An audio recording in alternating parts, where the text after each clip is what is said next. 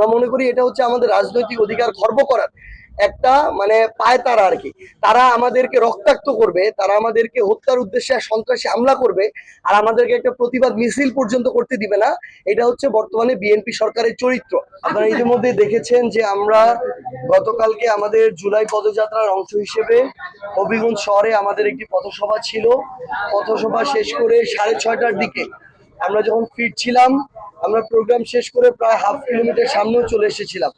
ওই মুহূর্তে বিএনপি ছাত্র দল, ওইখানকার যে এমপি ঘোষ, তার কিছু সন্ত্রাসী বাহিনী, তারা অতর্কিতভাবে রড থেকে শুরু করে দেশীয় অস্ত্র নিয়ে আমাদের উপরে হামলা চালায় এবং রীতিমতো হত্যার উদ্দেশ্যে ওখানে হামলা চালানো হয়। গাড়িতে আমাদেরকে খোঁজা হয় কে কোন গাড়িতে ছিল, এবং সামনে আমাদের মিডিয়ার গাড়ি ছিল একটা, সেটাকে তারা মনে করেছিল হয়তো আমরা সেখানে আছি।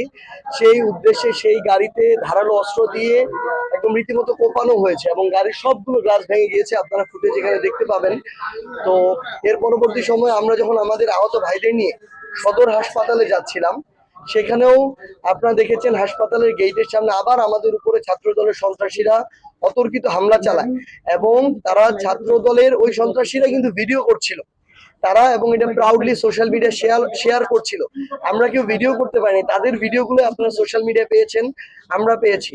এবং পরবর্তীতে আমাদের একজন ভাই, মাত্র 18 বছর বয়স, তার চোখে রড দিয়ে এমন নির্মম ভাবে সন্ত্রাসী কায়দে আঘাত করা হয়, তাকে আমরা সাথে সাথে সদর হাসপাতালে যখন ভর্তির জন্য নেই, সেখানে তারা ভর্তি পর্যন্ত করতে দেয় নাই।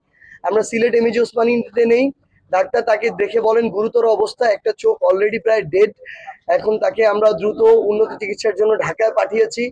আমাদের প্রায় 16-17 জন সেখানে আমাদেরকে যখন সদর হাসপাতাল চিকিৎসা নিতে না দেওয়া হয়, তখন ওইখানের আইন শৃঙ্খলা রক্ষাকারী বাহিনী একটু সহযোগিতা করেছিল। ডাক্তাররা এসে আমাদেরকে আলাদা একটা জায়গায় সার্কিট হাউসে চিকিৎসা দেওয়ার ব্যবস্থা করে প্রাথমিক, এবং প্রায় 20 জনের মতো গুরুতর আহত হয়, রক্তাক্ত হয়।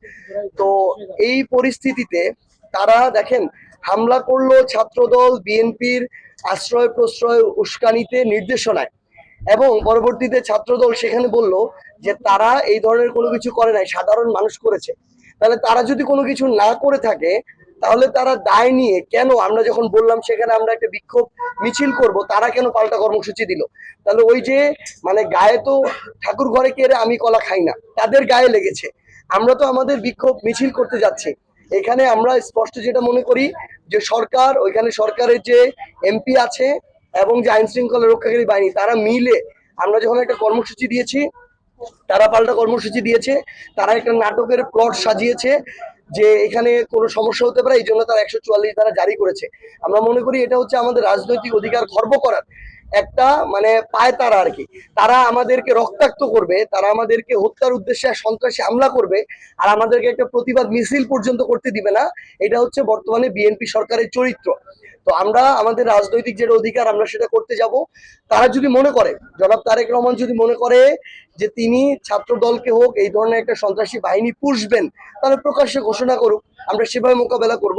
অন্যথায় তাদের লাগাম টেনে ধরতে হবে এবং আমাদের যেটুকু রাজনৈতিক অধিকার সেইটুকু আমাদেরকে করতে দিতে হবে। এখানে যদি কোনো বাধা দেওয়া হয়, তাহলে আমরা মনে করি রাজনৈতিকভাবে সেটা আমরা মোকাবেলা করব।